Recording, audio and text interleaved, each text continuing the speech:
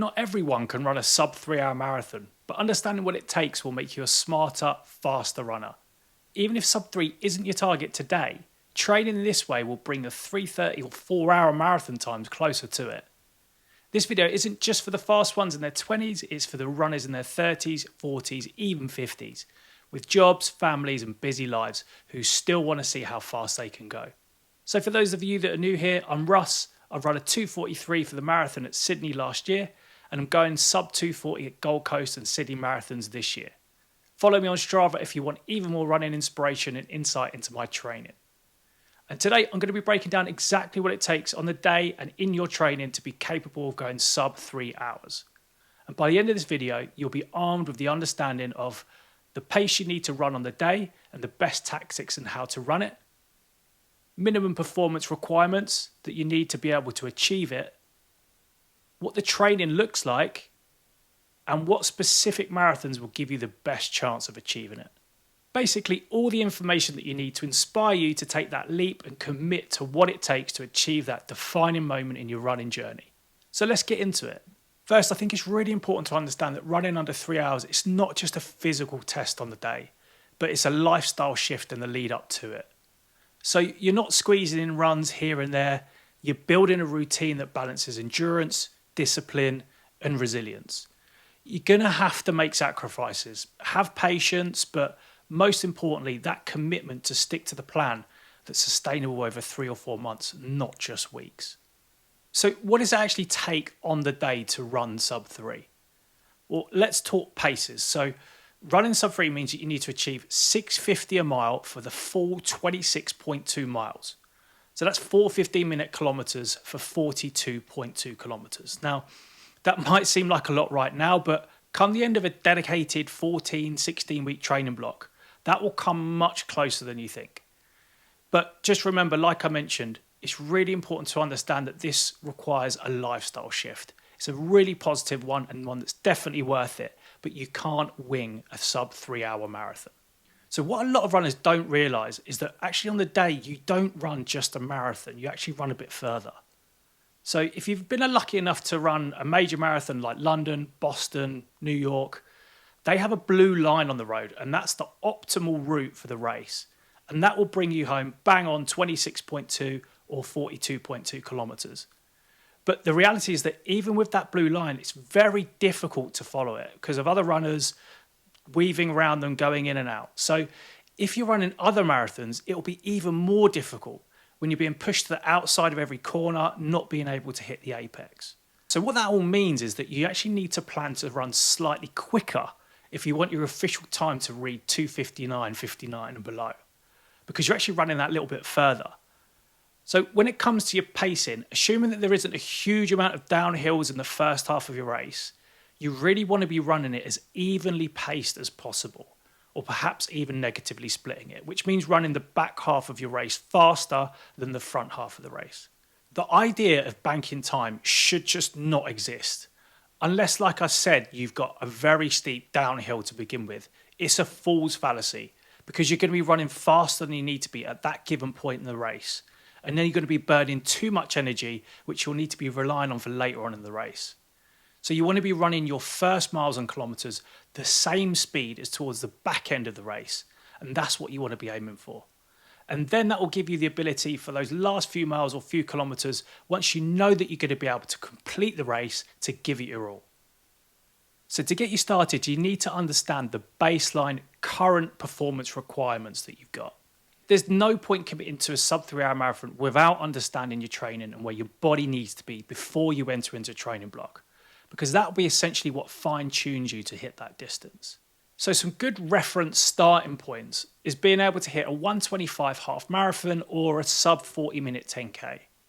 And if you're not able to run these times before you begin the marathon training block, you'll in all likelihood fall short of that magic 3 hour mark unless you drastically shift your training and actually execute the perfect race. So if we look at Daniel's VDOT performance table, a 1:25 half marathon, that equates to predicted 2:59 marathon, assuming though that marathon specific training has taken place.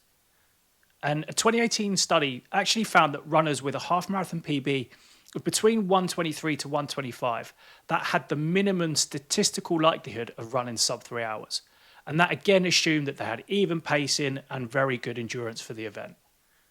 When it comes to the 10K, Daniels predicts that a 10K time of 39 minutes is needed to run sub 3.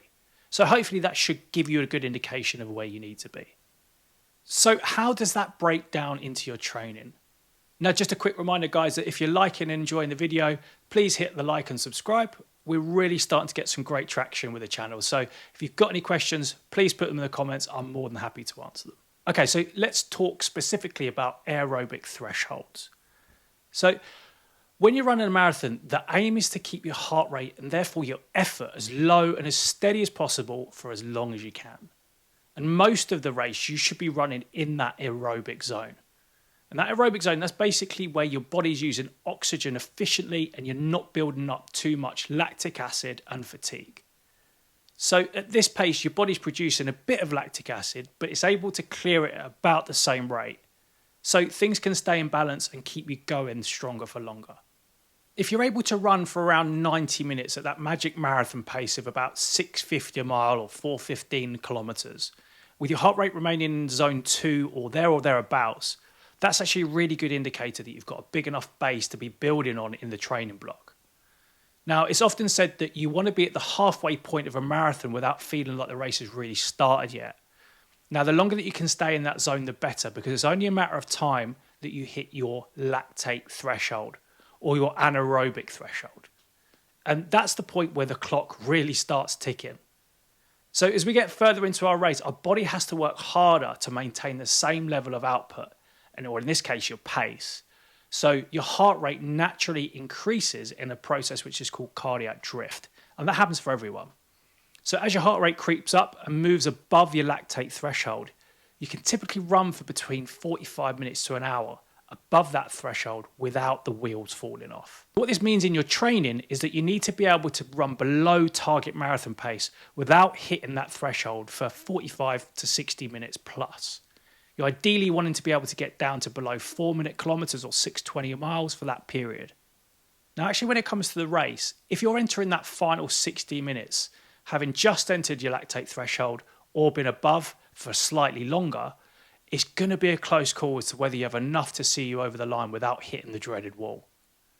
When you're running over your lactate threshold, it's at that point that you're burning too many carbs and rapidly building up lactate, which your body just can't process quickly enough, and that leads to fatigue.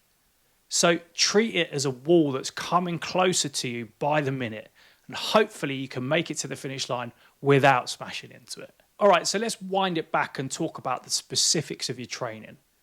And provided that you're at that level where you're able to hit the benchmarks we've just gone through, then you're going to want to enter a dedicated marathon training block of, like I've said, between 14 and 16 weeks.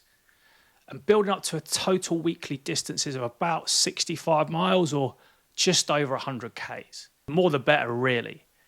But the key here is consistency. Building week after week after week, run on top of each other. That produces the best adaptations in your body and will get you that sub 3. But equally as important is how you structure that training and the types of sessions that you're running. And this will need to include the majority of your time easy running, jogging, zone 2 type work. So continuing to build on that aerobic base. Now, a study in 2024 of non-elite marathon runners and their training, they actually found that to achieve a sub 3 hour marathon, runners were averaging about 34 miles or 55 kilometers of jogging, easy running a week. So we're talking slow running here, anything from 8 minutes 40 mile, or 5 minutes to 5 minute 30 kilometers. So that's how much slow, easy running you need to be doing each week. But on top of that, you also need to complement it with speed work. Now we're talking 1 or 2 sessions a week, and that's a combination of VO2 max and threshold tempo-y type workouts. And some sessions that I really like is 8 times 1 kilometer repeats at 5k pace or slightly above if you can for your VO2 max sessions. Or if we think about threshold, then maybe 4 times 10 minutes at threshold or half marathon pace. And they're really good sessions to work towards. Topping all of that off with your weekly long run, getting up to about 21 miles or 35 kilometers and above ideally, with lots of marathon pace or slightly faster than marathon pace blocks thrown in. And that will get you used to running at marathon pace under fatigue. Now, these long runs are also perfect opportunities for you to experiment with your race gear, your shoes, and very importantly, your nutrition, so that you're prepared as possible for race day. But don't forget your strength training as well. Once a week minimum, ideally twice a week. And these sessions need to be heavy weight, so lifting 3 times 6 to 8 reps of squats, lunges, deadlifts. That's a great place to start. It's focusing on the legs and the core. And remember, though, that running is a single leg sport, so you want to be doing the single leg variants of those exercises to make sure that your legs are equally as powerful. And then when it comes to race selection, it should go without saying that you want to pick the faster marathons to give yourself the best chance of running sub-3. So you want to be picking a flat, fast course that's not going to have an extreme weather event on the day.